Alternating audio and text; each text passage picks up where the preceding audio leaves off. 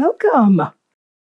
I'm Reverend Claire Summerhill, and I have the privilege of being on this journey with you as we come together to remember who we are, to explore new ideas, to think things we haven't thought of before. And it's such a gift for us to be able to come together and do that. And I thank you for joining us, being a part of this experience today. Going to start with an invocation. The word invoke means to seek inspiration. And that's what we do with this kind of a prayer.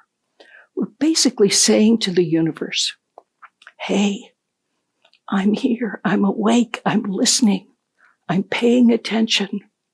We're coming, ready to be inspired, open. So join with me now.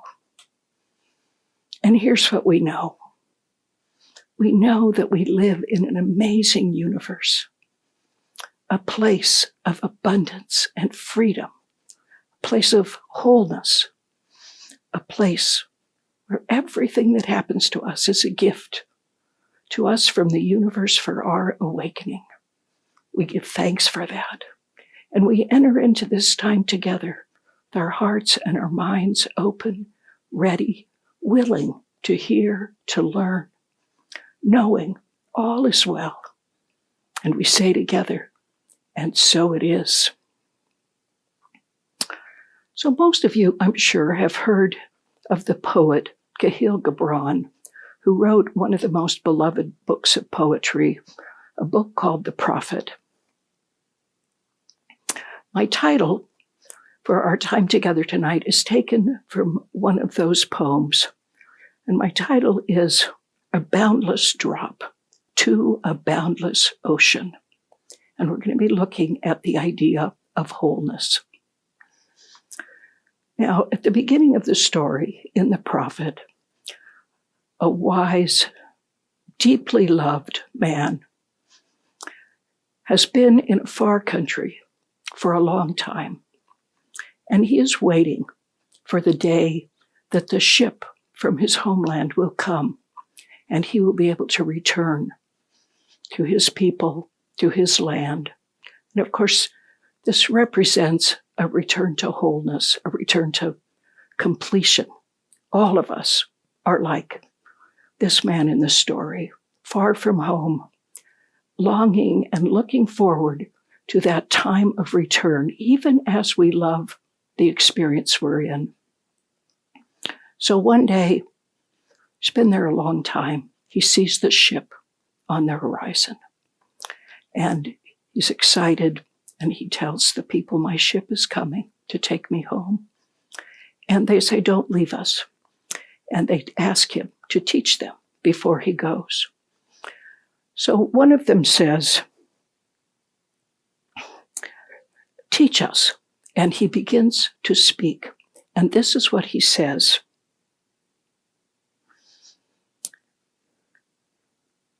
Ready am I to go, and my eagerness with sails full set awaits the wind. Only another breath will I breathe in this still air. Only another loving look cast backward, and then I shall stand among you, a seafarer among seafarers, and you, vast sea, sleepless mother, who alone are peace and freedom to the river and the stream. Only another winding will this stream make, only another murmur in this glade, and then shall I come to you, a boundless drop to a boundless ocean. Just as the individual rivers and streams return to that vast ocean that they are one with, the sleepless mother, he will be returning to his original home. So, as we look at wholeness tonight, we are starting a brand new series.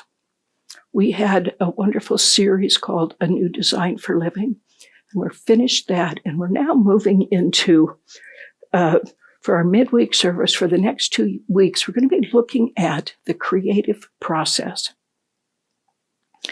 And today, we're going to look specifically at how do we use this creative process to welcome and create and experience what we seek in life. Now, interestingly, our Center for Spiritual Living Greater Las Vegas, is in the midst of a great creative project right now. And we're in the process of inviting and welcoming and creating something brand new for our center. We're not quite sure exactly how this will look yet, but we're using the creative process, our creative power, to create this. And we're working together on it. And what we're doing as a center provides an example for every one of us who wants to learn how to use our creative power. So we're going to look at what our center's doing, and we're going to look at what we can do. Now, it's important to remember as we start looking at this idea of the creative process and what it means to create, that we step aside from any idea of fixing something that's broken, filling up something that's empty. We don't want to do that. What we want to do is have a wide open view of what's possible. Whenever we focus on fixing something that's broken or something that's wrong, that's a reaction to the past. What we want to do is be looking into the future from a present full of hope and expectation and energy. Now, our center, as part of this creative process, and we'll talk about this a little more as we're together today, our center created a kind of creative covenant. And a covenant, of course, is a solemn, sacred promise. And this covenant that our center has created is basically our promise to accept and welcome our good, to know the truth of who we are. So we might look at a creative covenant as having 4 pieces. Now, our creative covenant for our center is posted on our website, and you might be interested in going there and looking at it. Our website is cslglv.org. If you click on the New Minister Sacred Covenant, our creative covenant will show up, and you can look at that and use that as a template if you are trying to create something new in your life. And if this is your spiritual home and you're on this journey of creation with our center, I encourage you to look at that covenant often to remind yourself, this is what we're doing. This is what we're creating.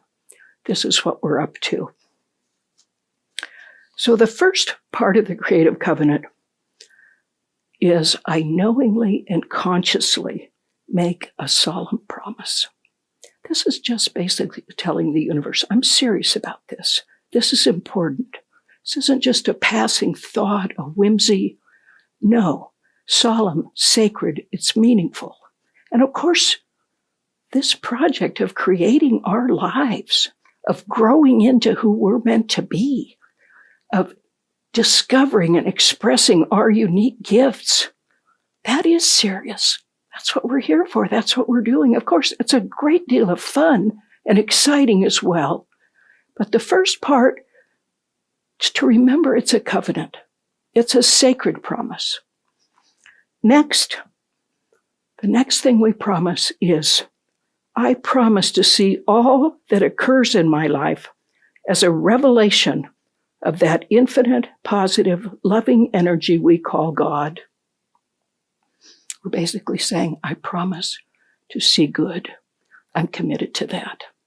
To know my experience is good, everything that happens, as a revelation of God, because that's all there is. How could anything be anything else than that? It's all a revelation of God. Third, I promise to remember that I'm not alone. Oh, this is a challenging one. How many of us just think we can make it on our own? We'll handle it. We'll take care of it. No, this part of the covenant says, I am one. We are one, and it's together that we create. And finally, the one that's the biggest challenge, I will remember the truth about myself. Of course, this is what a lot of our teaching, a lot of what we do when we come together is on this one. I will remember the truth about myself. So Ernest Holmes, our founder, a great scholar and mystic who studied and drew together the threads of truth from all different traditions and philosophies, said, we can have whatever we're able to accept. That's why we have to know the truth of our being. If we know the truth of our being as abundance, as freedom, as wholeness, then we're ready to accept that and let it in. So I'm going to tell you a story. Now remember, I love the Bible stories and I love their metaphysical truths. When we talk about stories from the Bible, it doesn't matter to me whether it actually happened or not. What matters to me are the metaphysical truths, the truths telling me about my life. So this is a story that's told in a couple of different places in the Christian New Testament. So the story says that there's a pool in a place called Bethesda, which was in Jerusalem. And this pool had two levels, an upper level and a lower level. The water flowed through the upper level down into the larger pool of the lower level so that the water was always purified and clear. And the tradition was, based on experience, was that every so often the water in the lower pool began to churn and bubble for no apparent reason. They called this the waters were troubled. And the tradition was that an unseen angel came down and touched the water, and that caused the water to begin to bubble and churn. The tradition also was that the first person who got into the water after that happened would be healed of whatever infirmity they had. So many people, of course, were gathered around this pool, crippled people and blind people and a person with a withered leg and people with different kinds of infirmities waiting to see if they could get into the pool when the water was troubled, when the water began to churn. So one day, Jesus was walking by this pool and he saw a man lying there by the pool. The story tells us that the man had had an infirmity for 38 years. It doesn't tell us what it was, but apparently he couldn't move by himself. He couldn't walk. So Jesus went up to the man. Now, I think of us and how we are. Like if that was us, we'd walk up to the guy and say, well, what's going on with you? What's your condition? How long have you had it? What did the doctor say? What have you tried? Jesus didn't ask any of that. For Jesus, there was only one question, and that's what he asked the man. And this was it. Wilt thou be made whole? Do you want to be whole? Are you willing to be whole? That was the question. That was the only question that mattered to Jesus, because he represents that knowing that we live in this infinite universe that is continually trying to give to us, to shower us with blessings, to give us whatever we can accept. So it wasn't a question of what's happened before, how's it going to happen, none of that. Do you want to be made whole? So the man, of course, who represents us, started blaming, complaining, and said, well, I can't because I don't have anybody to help me. And every time the water stirs, somebody else gets in before I do. Isn't that us? Coming up with reasons that we can't have it. Now, fortunately, Jesus heard his real answer, which was, yes, I want to be whole. I want to be made whole. And so Jesus said to the man, rise, take up your bed, and walk. See, so often we're like this man. We say, yes, I want to be whole. I want to be happy. I want to live in abundance, but I don't know how, and I don't have anybody to help me. Jesus, just let that all go. Rise, take up your bed and walk. And the man rose, picked up his sleeping mat, and walked. Now, the next little part of this story is that this happened on the Sabbath day, Saturday, the days the Jews honored and worshiped as the Sabbath. And they had many rules about the Sabbath, what you could do and not do to make sure they didn't do any work on the Sabbath and break the commandment. So some Jews saw him walking, and, like we do when we see somebody that's doing something we don't like or we think they shouldn't be doing, they had a tizzy fit. And they said, what are you doing? What are you doing? It's the Sabbath day. You can't be carrying your bed. That's work. That was one of the rules. You couldn't carry something from one place to another. Well, the man said, trying to defend himself, he said, well, the guy who healed me, he told me, pick up my bed. So that's why I'm carrying it. Again, isn't that how we are? We don't want to take responsibility. Even for the joy of it, to say, wow, I'm walking. That's what matters. I'm whole. I'm healed. But instead, he tried to blame someone else. Well, now they were even more upset because guess what? Healing. Well, that's not allowed on the Sabbath. That's really working. So they said, who did this? Of course, they wanted to find that person and be upset at him for working on the Sabbath. Well, the man didn't remember. And by then, Jesus had walked away. So later, the story says the man went to the temple. Now, the temple was an actual structure in Jerusalem where worship took place. But the temple represents that place where heaven and earth meet, a coming together. We have our own inner temples. When we go into meditation, when we pray, when we vision, where we go into the inner temple, the inner stillness, and connect with the divine in us. So it makes sense that this man who is now whole, who is now free, who is healed, would go to the temple to worship.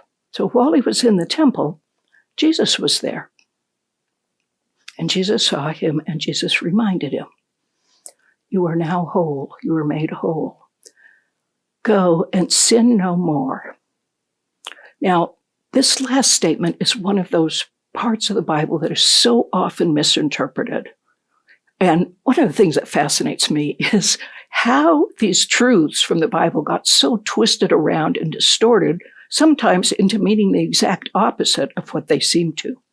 So sin, we think of sin as we're bad. We've done something bad. We should be punished. And that if this man does something bad or is disobedient, he'll be punished. Maybe by what happened to him before was a punishment. All those thoughts go on. But that's not what Jesus meant. When he talked about sin, he was talking about being asleep, being oblivious, not paying attention. He often used the analogy of being blind for that. Like if your eyes are closed, you walk into the wall and hurt yourself. It's nothing bad. It's just what happens if you're not paying attention. So basically, he was saying to the man, you're awake now.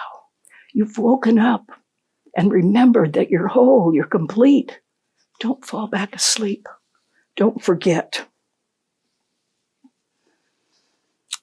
So many of us seek these experiences of wholeness.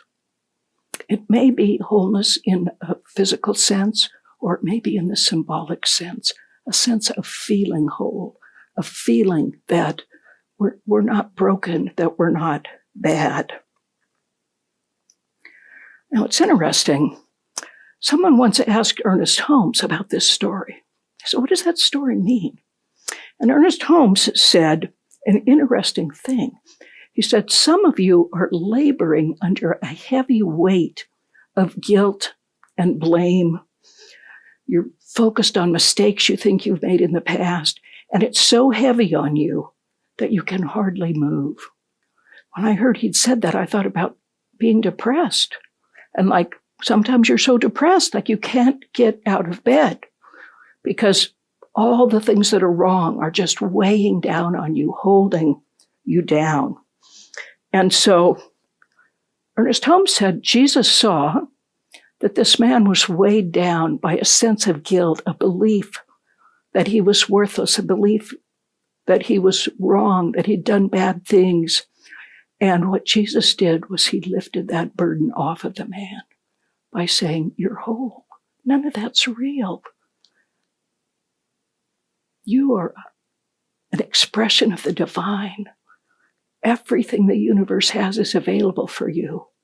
And it was when that weight of guilt, of blaming himself, of putting himself down, was lifted from him, that he was light, he was free, he was able to stand up. So what does it actually mean to be whole? What does that mean to you? That's knowing our divinity. Sometimes we feel kind of fragmented. Maybe you have this experience, like a part of me wants to do this, a part of me wants to do that, a part of me knows this. Sometimes I remember this, then I forget. You know how that is. Being whole is when all those selves come together in one. You're integrated. You're whole. You recognize that you go through different emotions, different feelings, different experiences, but you're whole. You don't feel torn apart when part of you wants to do one thing and part of you wants to do another thing. That's what Ernest Holmes meant when he talked about being whole. All right, so let's put it all together. What is it that we need to remember? Here's the shorthand. God is all there is. All there is joy, is abundance, freedom, opportunity, possibility, new experiences. And what God is, I am too. So if God is wholeness, if God is beauty, I too am beauty and wholeness and freedom. Nothing missing, perfect, complete. Ernest Holmes said, the potential of all things exists in the universal wholeness. So as we take the next few weeks to look at and explore this idea of our creative power, how we can access and use this creative energy to create whatever we see for ourselves, whatever we desire. I accept wholeness. I welcome wholeness. I am ready to experience what it feels like to be whole, to allow that, to stop resisting it. If I'm weighted down by old beliefs, old fears, concern about mistakes I think I made in the past, I am ready to let that go so I can rise up, go forward, new and free way, unconcerned about what others think or want or expect, because I'm whole, because I'm complete. So, being present to our wholeness, let's take a minute to go into prayer. Now remember, when we pray, we're never asking for something. We're simply knowing. Prayer itself is a creative process. It's the process of knowing what's ahead and saying, yes, I will be made whole. I do want to be made whole. So let's pray together. This is what I know. I know that we live in an amazing universe where everything we need, everything we seek is provided for us.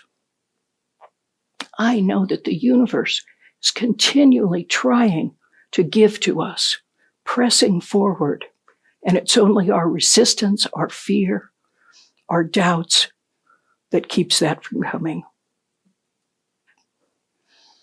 I know that today I can say, yes, I will be made whole. And I can rise up, accept my good. I know that our center is in the right and perfect place, using the creative process to create something new. Looking forward into wide open possibility, we see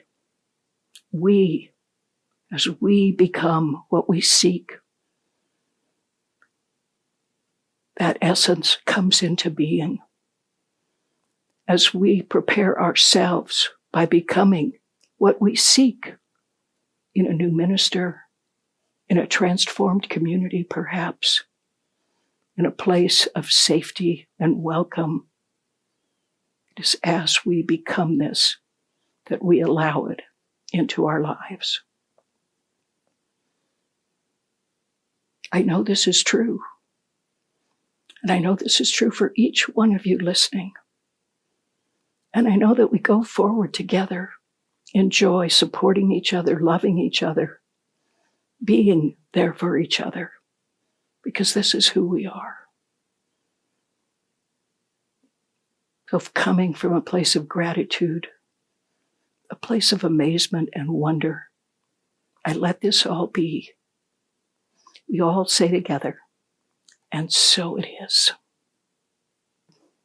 You know, there's a power when we come together in prayer, when we unite our energies. There's a powerful energy in that. So I'm going to end now with what Ernest Holmes called his prayer for peace of mind. This is a prayer reminding us that we are whole, reminding us of the power we have to create our lives, our world. And here's what he said. I contend with none, and am filled with wonderful peace and light. There is no uncertainty about my future, and no fear as a result of my past. I live in an eternal now, which is filled with good alone. Goodness and beauty follow me. Peace and joy accompany me. Happiness and wholeness fill my entire being with the realization of love and perfection. I bless you. I know the best for you. Go forward into this next week, being willing to be made whole, accepting, welcoming the gifts the universe so generously gives us. Thank you. Namaste.